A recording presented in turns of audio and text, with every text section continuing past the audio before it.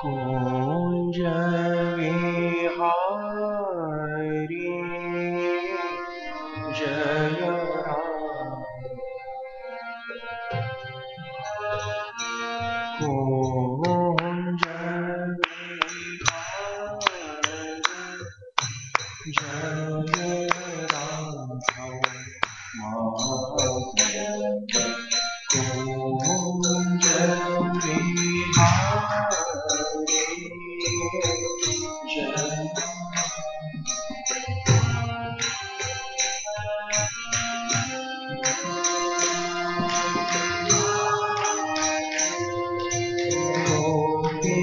जन वल्लभ गिरिवर धारी। गोपी जन वल्लभ गिरिवर धारी। गोपी जन वल्लभ गिरिवर धारी। गोपी जन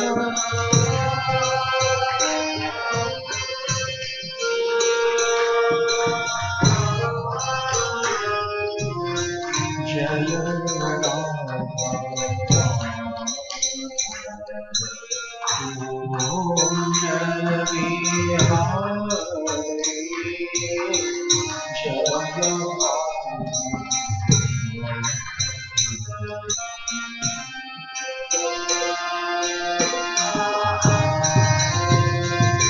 जय यशोदानंदन व्रज जननी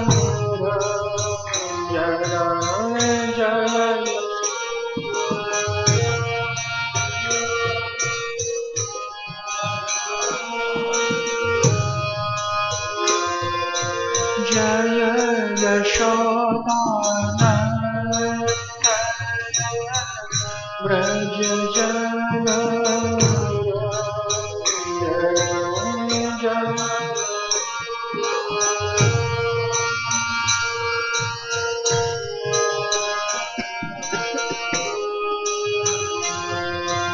यमुना तीरवनचारि।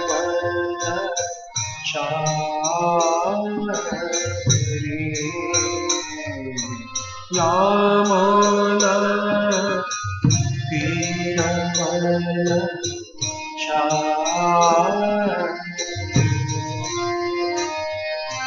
यमुना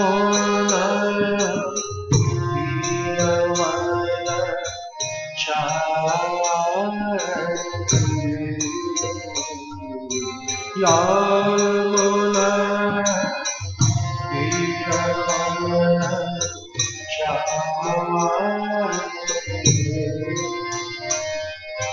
जय राधा। कुंज विहारी जय राम।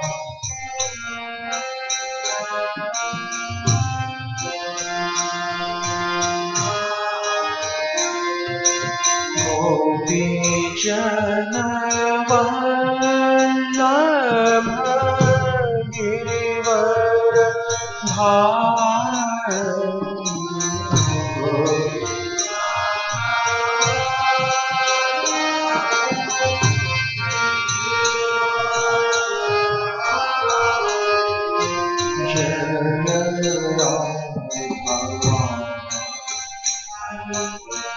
कुंज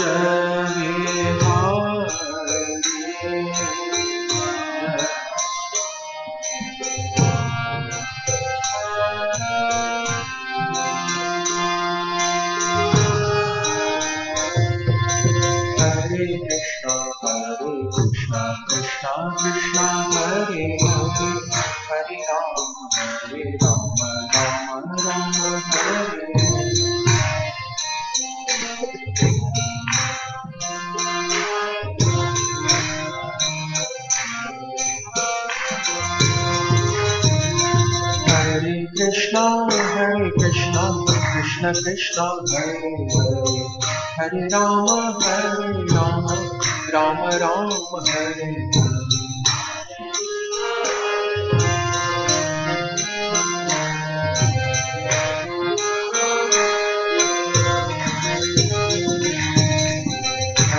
Krishna, Krishna Krishna, Hare Hare, Hare Rama, Rama Hare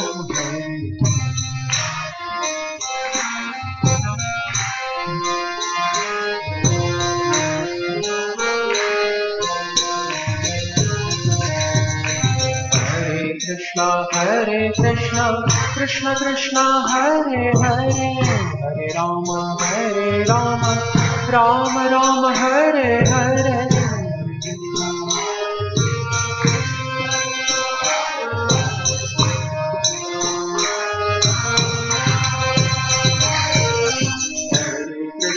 Hare Krishna, Krishna Krishna, Hare Hare, Hare Rama, Rama Hare Hare, Hare Krishna,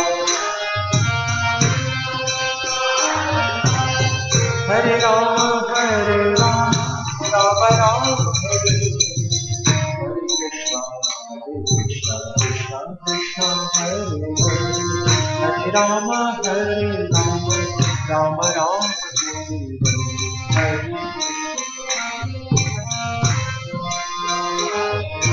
Hare Rama, Rama जय ओम श्रीपाद परमहंस परिव्राजकाचार्य वर्य अष्टोत्तर शत श्रीमद अभय चरणारविंद भक्ति वेदांत स्वामी श्रील प्रभुपाद की जय। जय ओम विष्णुपाद परमहंस परिव्राजकाचार्य वर्य अष्टोत्तर शत श्रीमद भक्ति सिद्धांत सरस्वती गोस्वामी महाराज श्रील प्रभुपाद की जय हो। ग्रंथराज श्रीमद् भागवतम की जय हो। श्रीमद् भागवतम प्रातः कालीन कक्षा की जय हो। युग धर्म श्री हरिनाम संकीर्तन की जय हो। समवेत भक्त वृंद की जय हो। निताय गौर प्रेमानंदे हरि हरि बोल, हरि हरि बोल, हरि हरि बोल।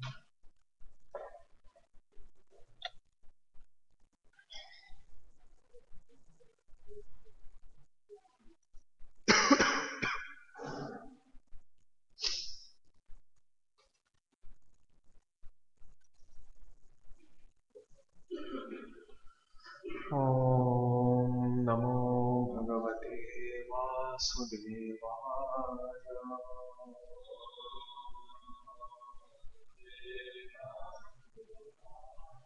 ओम नमो भगवते वासुदेवाय।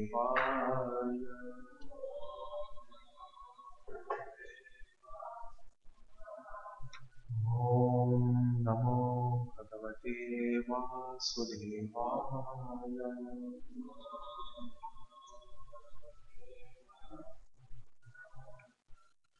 नारायणं नमस्कृत्य नरं चैव नरोत्तमं देवीं सरस्वतीं व्यासं ततो जयमुदीरये। नष्टप्रायेषु भद्रेषु नित्यं भागवत सेवया भगवत्युत्तमश्लोके भक्तिर्भवति नैष्ठिकी। श्रीमद्भागवतम् अथ चतुर्थः स्कन्धः विंशतितमोऽध्यायः। श्लोक संख्या 1 एवं द्वितीय। अध्याय का शीर्षक है महाराज पृथु के यज्ञ स्थल में भगवान विष्णु का प्राकट्य।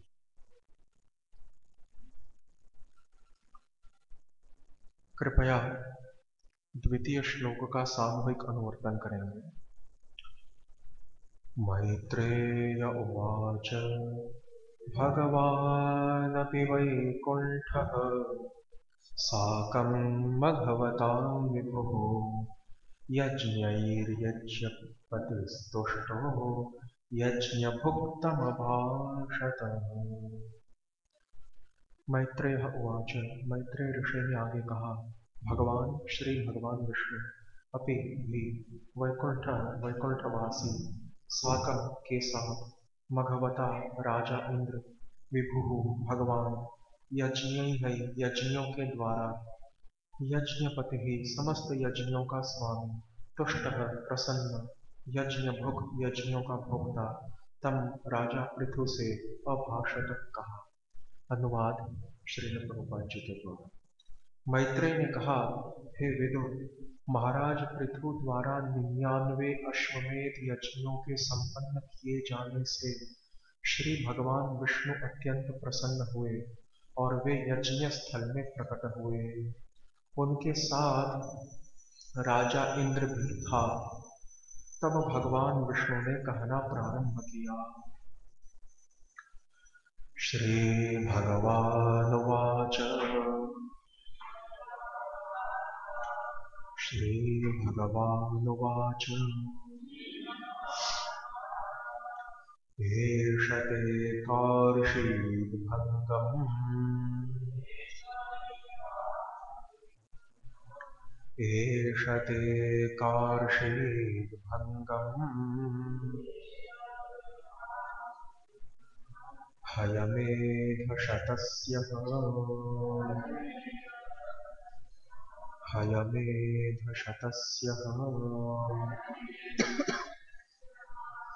क्षमापयत आत्मानम्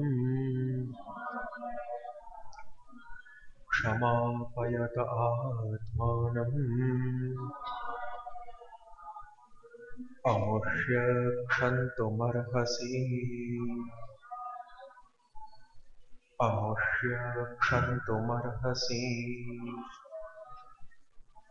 श्रीभगवानुवाच एष ते कार्षीद्भङ्गम् हयमेधशतस्य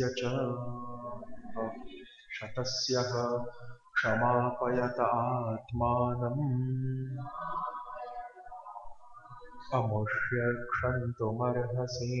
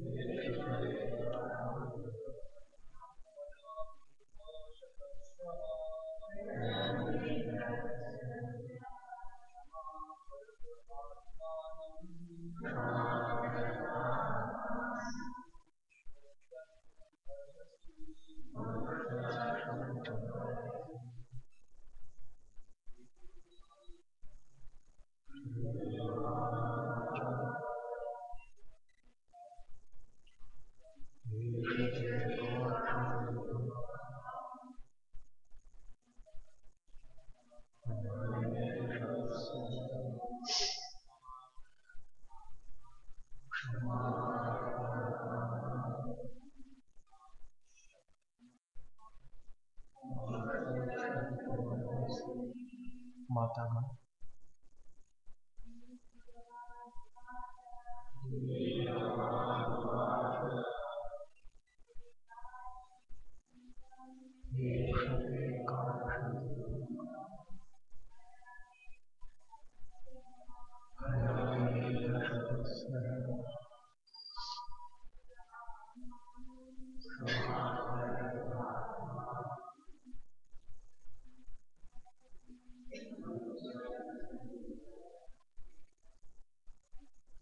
शब्दान्वय। श्री भगवान उवाच। श्री भगवान विष्णु ने कहा, एषः यह राजा इंद्र ते तुम्हारा अकार्षित किया भंगम उत्पात हय अश्व मेध यज्ञ शतस्य 100वें का ह निश्चय ही क्षमापयतः क्षमा प्रार्थी आत्मानं तुमसे अवश्य उसको क्षंतुम क्षमा करने के लिए अर्हसि तुम्हें चाहिए।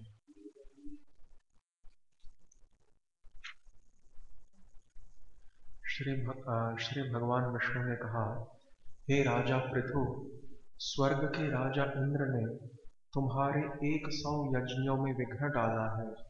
अब वह मेरे साथ तुमसे क्षमा मांगने के लिए आया है, अतः उसे क्षमा कर दो। तात्पर्य, इस श्लोक में आत्मानम शब्द महत्वपूर्ण है।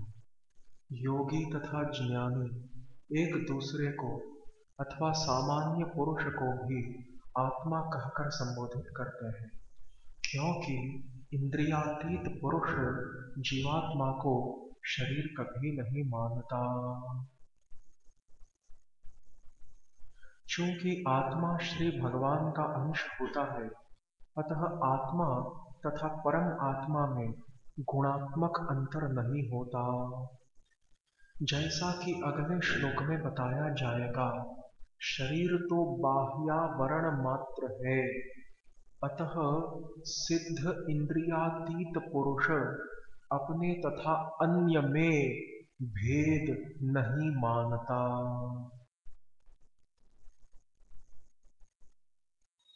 ओम अज्ञानतिमिरान्धस्य ज्ञानाञ्जनशलाकया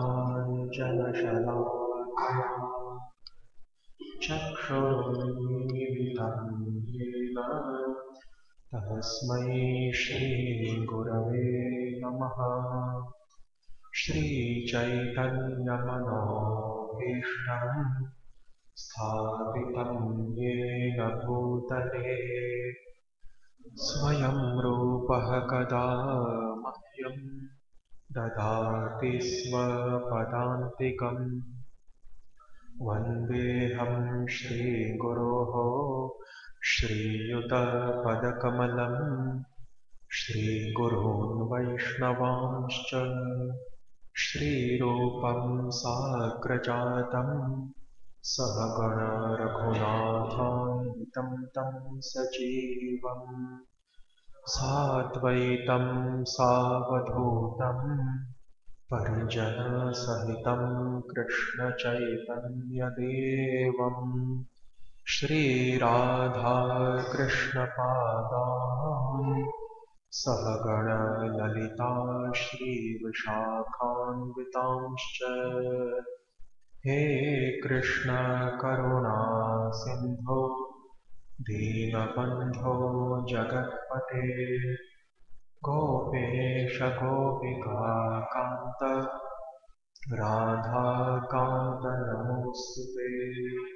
तप्तकाञ्चन गौराङ्गी राधे वृन्दावनेश्वरी वृषभानुसुते देवी प्रणमामि हरिप्रिये।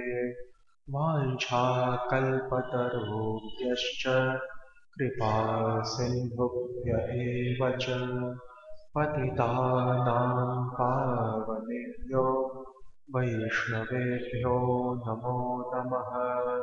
श्रीकृष्ण चैतन्य प्रभो नित्यानंद श्री अद्वैत गदाधर श्रीवासादि गौरभक्तवृंद। हरे कृष्ण कृष्ण कृष्ण हरे हरे, हरे राम राम राम हरे हरे।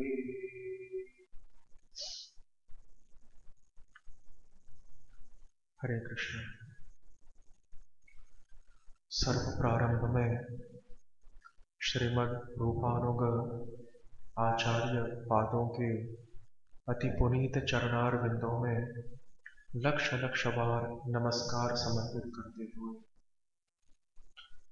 भाद्र शुक्ला दशमी तिथि की इस पुण्यमयी प्रातःकालीन वेला में हम क्रमशः श्रीमद् भागवत के चतुर्थ स्कंद के 20वें अध्याय के प्रथम 2 श्लोकों का आचार्य पादों के अनुवर्तन में आस्वादन करने का प्रयत्न।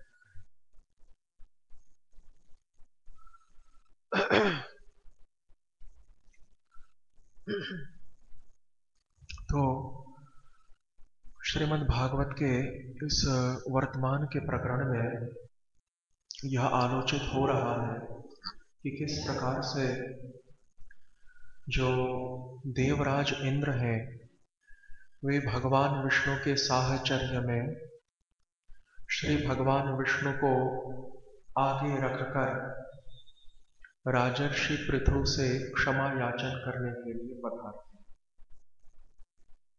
और चूंकि द्वितीय श्लोक के ऊपर श्री प्रभुपाद जी का तात्पर्य है, इसीलिए प्रथम उसी के ऊपर आलोचना संपन्न होगी। तत्पश्चात जो प्रथम श्लोक है उसके भी कतिपय अंशों के ऊपर आलोचना संपन्न होगी।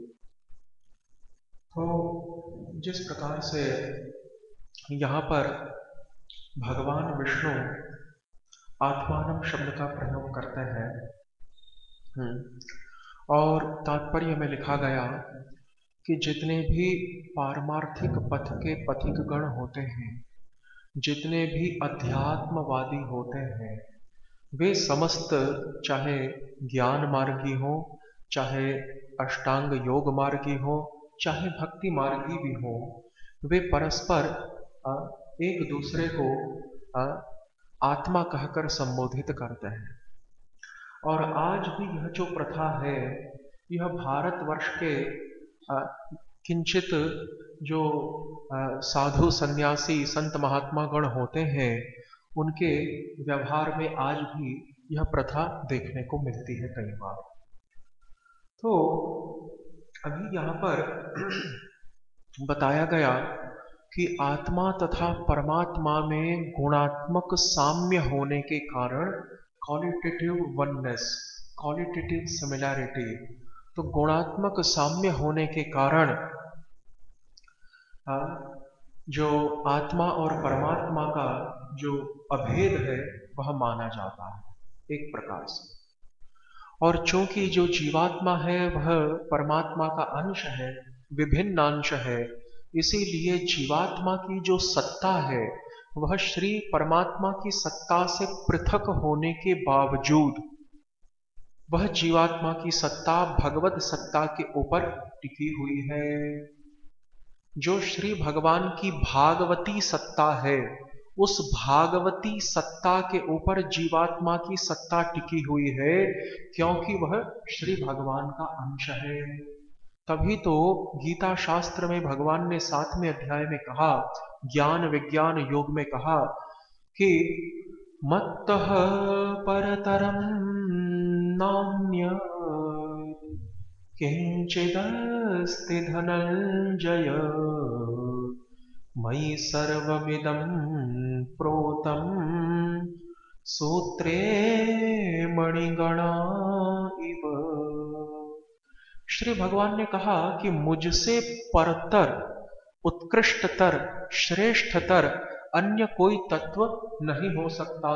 मत्तः परतरम नान्य किंचित अस्ति धनंजय। अन्य कोई भी प्रकार का जो तत्व है, जो भाव है, भाव रूप जो पदार्थ है, अथवा अन्य किसी भी वस्तु की जो सत्ता है, वो मुझसे श्रेष्ठ नहीं मानी जा सकती। कभी तो देखिए ना, अद्वैतवादी मायावाद संप्रदाय के शांकरी परंपरा के धुरंधर आधार स्तंभ इतिहास प्रसिद्ध जो है, मधुसूदन सरस्वती पाद को भी बाध्य होकर कहना पड़ा कि कृष्णात् किमपि पर तत्वमहं न जाने, वंशी विभूषित करान्नव नीरदाभात्, पूर्णेन्दु सुंदर मुखाद अरविंद नेत्रात्, कृष्णात् किमपि पर तत्वमहं न जाने।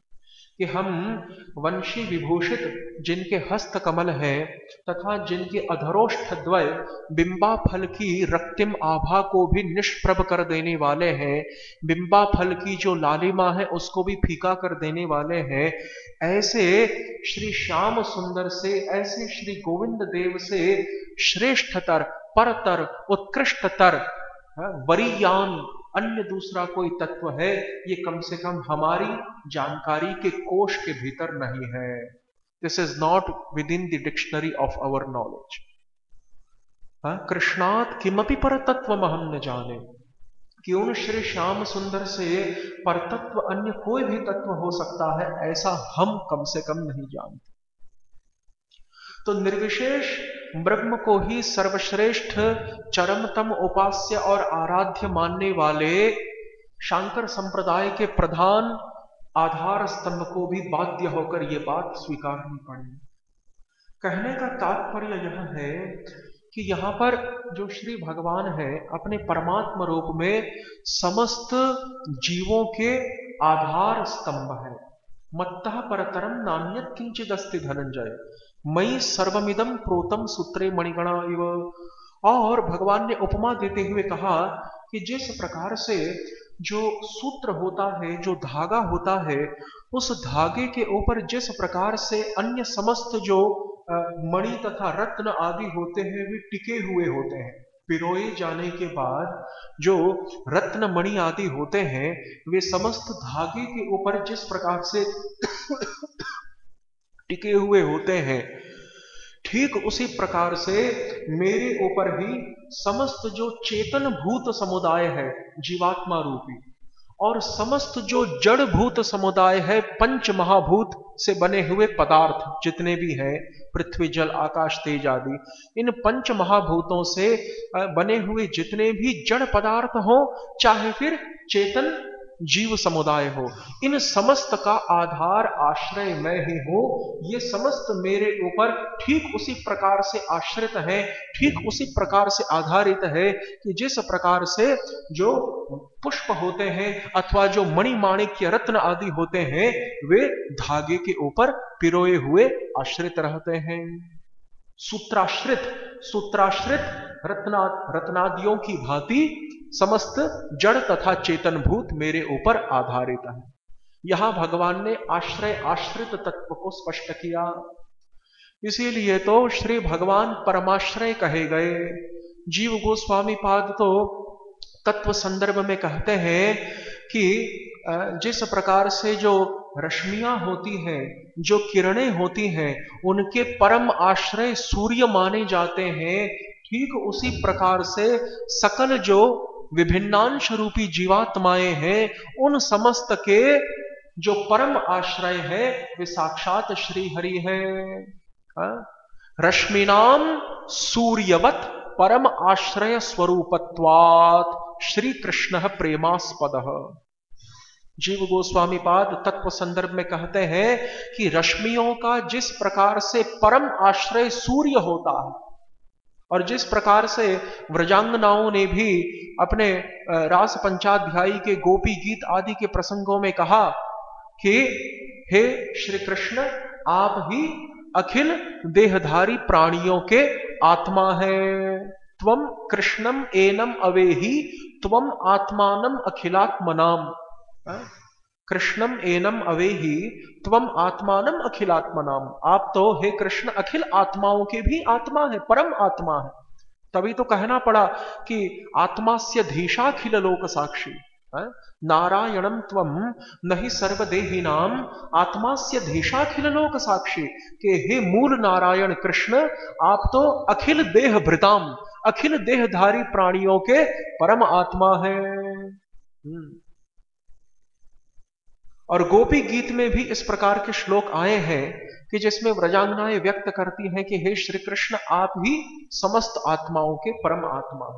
तो कहने का तात्पर्य यह है कि जिस प्रकार से रश्मियां सूर्य के ऊपर आश्रित है और जिस प्रकार से सूर्य ही मूल स्रोत तथा परमाश्रय है रश्मियों का, किरणों का, उसी प्रकार से सकल जीवात्माओं के परमाश्रय श्री भगवान होने के कारण वे ही एकमात्र प्रेम करने योग्य विषय, प्रेम करने योग्य, प्रीति के योग्य पदार्थ है, प्रीति भाजन है, प्रेमास्पद है, ऐसा जीव गोस्वामी पाद ने तत्व संदर्भ में प्रमाणित किया। तो यहां पर जीवों का परमात्मा के साथ गुणात्मक साम्य होने के बावजूद जीवात्माओं का परमात्मा के साथ दो प्रकार का भेद दिखाई पड़ता है स्पष्ट रूप से।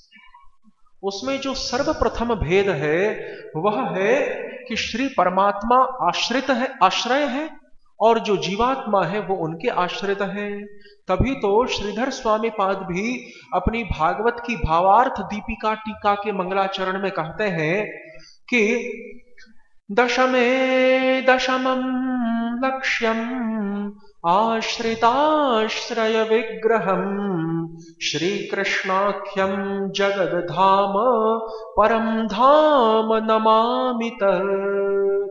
कि ये श्री कृष्ण कि जिनका भागवत के दशम स्कंध में विस्तारित वर्णन किया गया है, उनके नाम रूप लीला इत्यादियों के विषय में, ये जो श्री कृष्ण है समस्त आश्रित पदार्थों के आश्रय विग्रह स्वरूप है। दशमे दशमम लक्ष्यम, श्रीमद् भागवत का जो लक्ष्य है और पूर्ववर्ती जो 9 लक्षण है भागवत के, पूर्ववर्ती जो 9 विषय है भागवत के, कैसे 9 विषय? सर्ग विसर्ग आदि, सर्ग से लेकर मुक्ति तक जो 9 विषय वर्णित किए गए भागवत में। अत्र सर्गो विसर्गश्च स्थानम पोषणम ऊतयः मन्वन्तरेशानुकथा निरोधो मुक्तिर आश्रयः। श्रीमद् भागवत द्वितीय स्कंद दशम अध्याय का प्रारंभ। भागवत के द्वितीय स्कंद के 10वें अध्याय के प्रारंभ का श्लोक शुक मुनि ने कहा कि भागवत में केवल इन्हीं 10 विषयों का वर्णन है। उसमें से जो पहले 9 विषय हैं सर्ग से लेकर मुक्ति तक, वे लक्षण माने गए किनके? लक्ष्य पदार्थ आश्रय के। जो लक्ष्य पदार्थ है वह है आश्रय। लक्ष्य किसे कहेंगे? लक्ष्य उसको कहेंगे जिसकी विवेचना में लक्षण प्रवृत्त हो, जिसकी विवेचना में लक्षण प्रवृत्त हो उसको लक्ष्य पदार्थ कहेंगे। तो इन सर्ग से प्रारंभ करके मुक्ति तक के जो 9 लक्षण है भागवत में, वो अंतिम जो लक्ष्य पदार्थ है, आश्रय पदार्थ यानी श्री कृष्ण, उनको समझाने के लिए, उसका स्पष्टीकरण करने के लिए वर्णित किए गए हैं।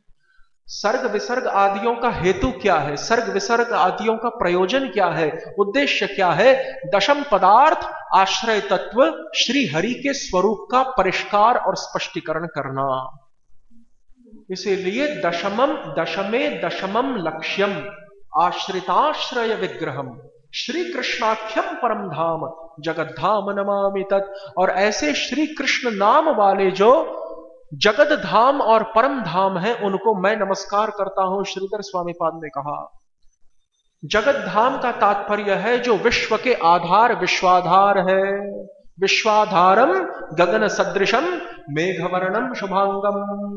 महाभारत के विष्णु सहस्र नाम स्तोत्र में भी कहा गया कि वंदे विष्णुम भव भयहरम सर्वलोकैकनाथम शांताकारम भुजगशयनम पद्मनाभम सुरेशम विश्वाधारम गगन सदृशम मेघवर्णम शुभांगम। जो सकल विश्व के आधार है, इन्हीं को यहां पर जगत धाम कहा गया। जगत धाम का तात्पर्य जो विश्व के आधार है और जो परम आश्रय है, परम धाम, ठीक उसी प्रकार की बात अर्जुन जी भी कह रहे हैं गीता में, परम ब्रह्म परम धाम पवित्रम परमं भवान पुरुषम शाश्वतम दिव्यम आदिदेवम अजम विभुम आहुस्त्वाम ऋषयः सर्वे देवर्षिर्नारदस्तथा असितो देवलो व्यासः स्वयं चैव ब्रवीषि मे।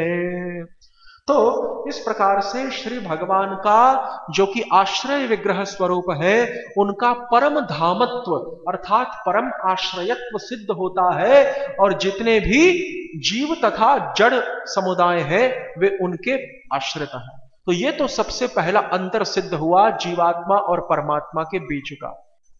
यद्यपि गुणात्मक साम्य है जीव में और ईश्वर में, लेकिन ये आश्रय आश्रित का जो संबंध है, आधार आधेय का जो संबंध है, ये अंतर को उत्पन्न कर देता है। और दूसरा सबसे बड़ा अंतर क्या है?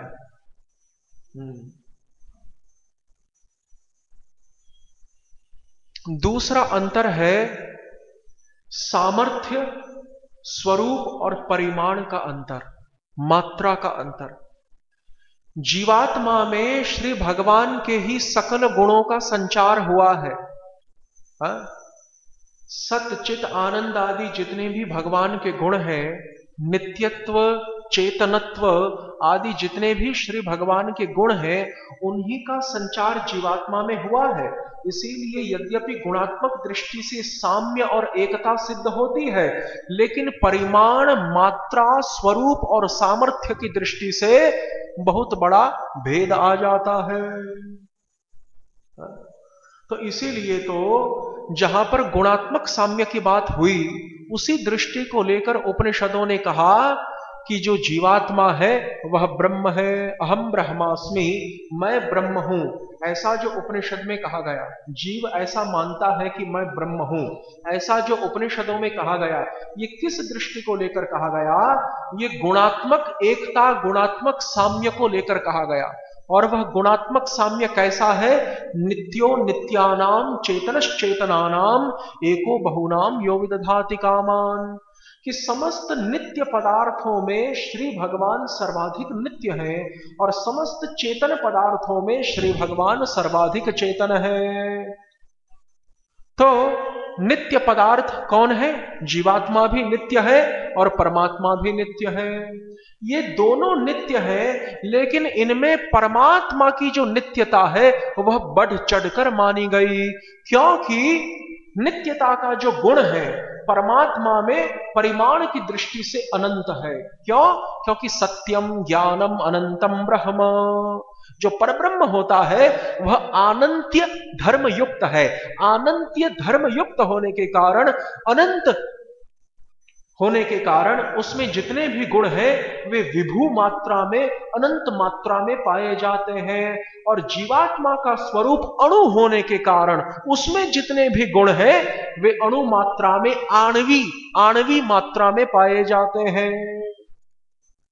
तो इस प्रकार से श्री भगवान अनंत्य धर्म युक्त होने के कारण उनके भीतर जो नित्यता का गुण है, उनके भीतर जो चेतनता का गुण है, वह अनंत मात्रा में उपलब्ध है, प्रदर्शित है।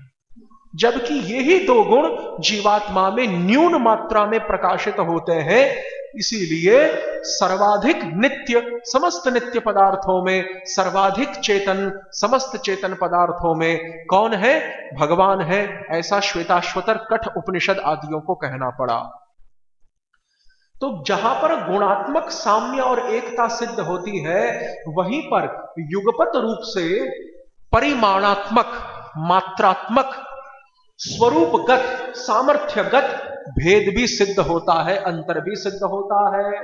जिस प्रकार से समुद्र के जल के बिंदु में वे ही क्षार के गुण होते हैं जो कि समुद्र की अगाध जल की मात्रा में होते हैं, लेकिन गुणात्मक साम्य होने के बावजूद भी सागर का जो जल है, अंबुधि का जो नीर है, वह अनंत होता है, और बिंदु के भीतर प्राप्त होने वाला जो जल है वह मात्रा में अत्यंत सीमायुक्त होता है।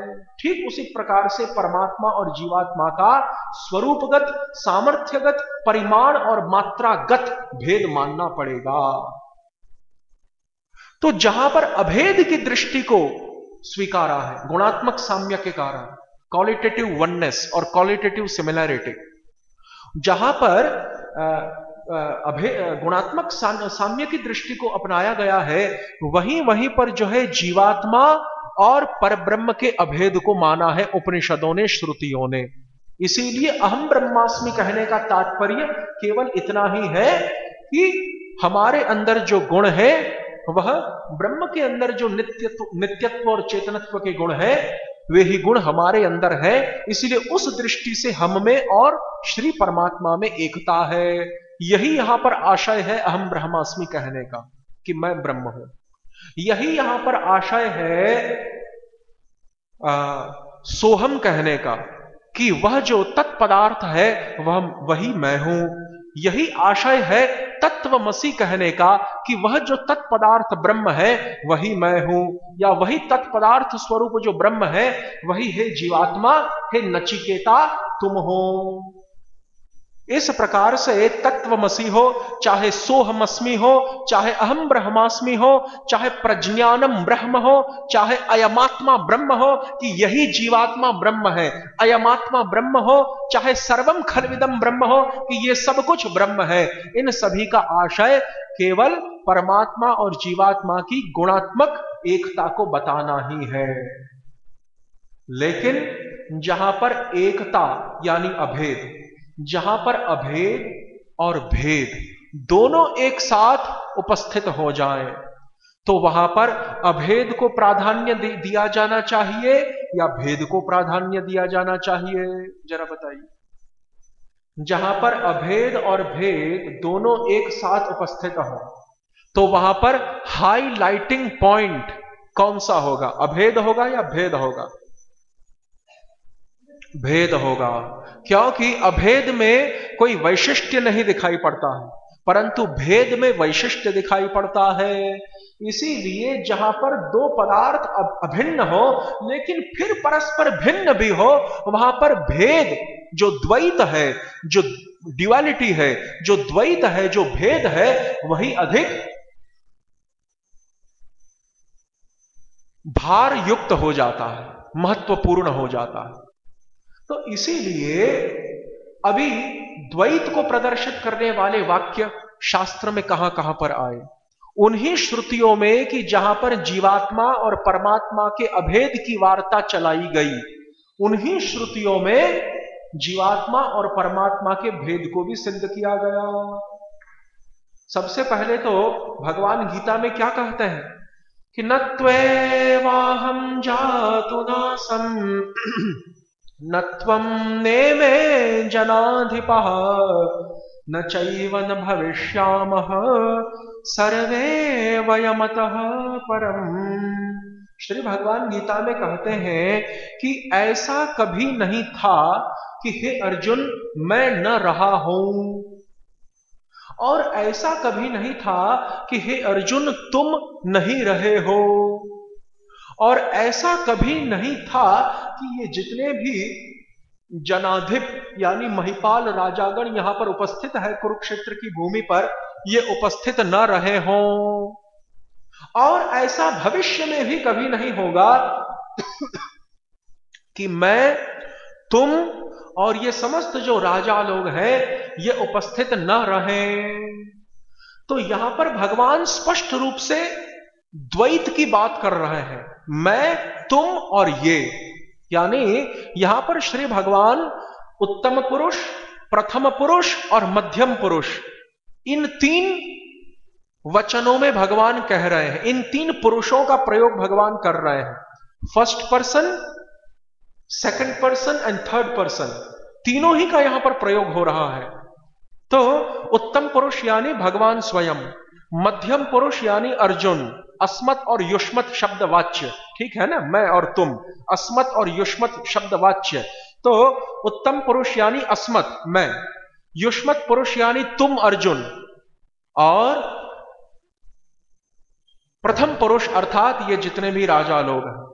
तो भगवान यहां पर स्पष्ट रूप से द्वैत को प्रकाशित करते हुए अपना जीवात्माओं के साथ और परस्पर जीवात्माओं में भी जो भेद है, अर्जुन और अन्य राजा गणों में भी जो भेद है, अर्जुन को मध्यम पुरुष में रखकर अन्य राजा गणों को भगवान प्रथम पुरुष में रख रहे हैं। तो अर्जुन का अन्य राजाओं के साथ जो भेद है, कहने का तात्पर्य एक जीव का जो अन्य जीव के साथ भेद है वो भी प्रकाशित हो रहा है, और जीव का ईश्वर के साथ जो भेद है, क्षमा करना हमारा कंठ जो इतना ठीक नहीं है, 2 दिन से थोड़ा स्वास्थ्य गड़बड़ाया हुआ है।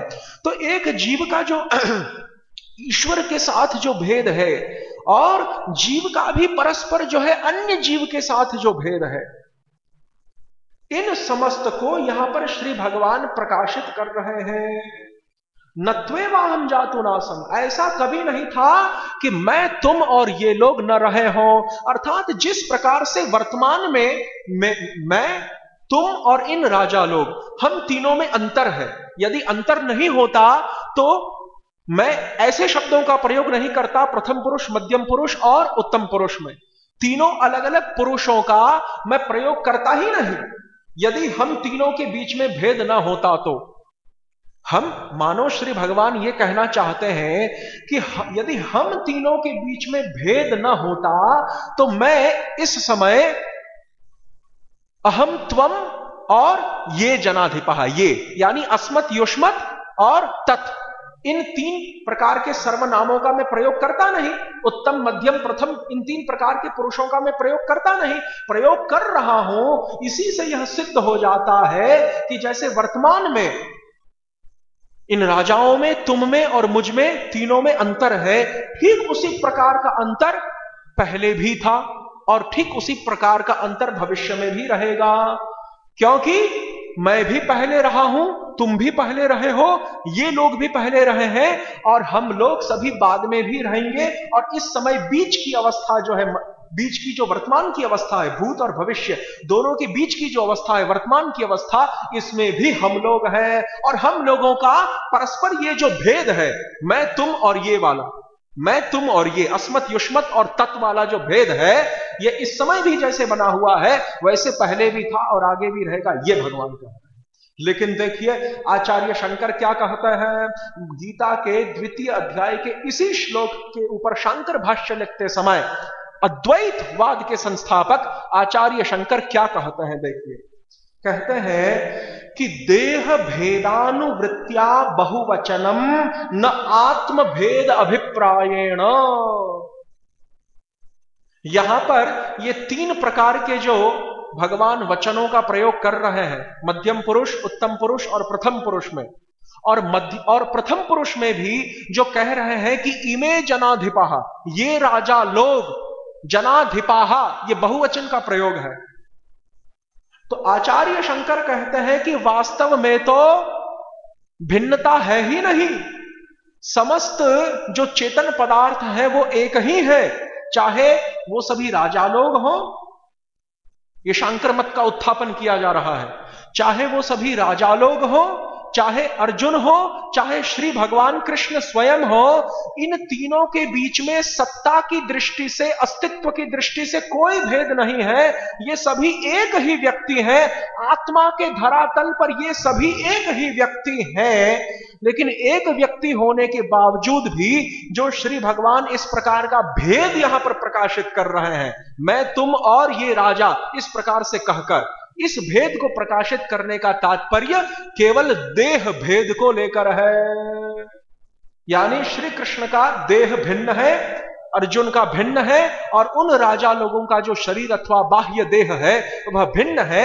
इस बाह्य देह भेद को लेकर यहां पर भगवान भेद दृष्टि से बात कर रहे हैं, आत्मा का भेद नहीं है, ऐसा आचार्य शंकर कहता है। देह भेद अनुवृत्त्या बहुवचनम न आत्म भेद अभिप्रायेण।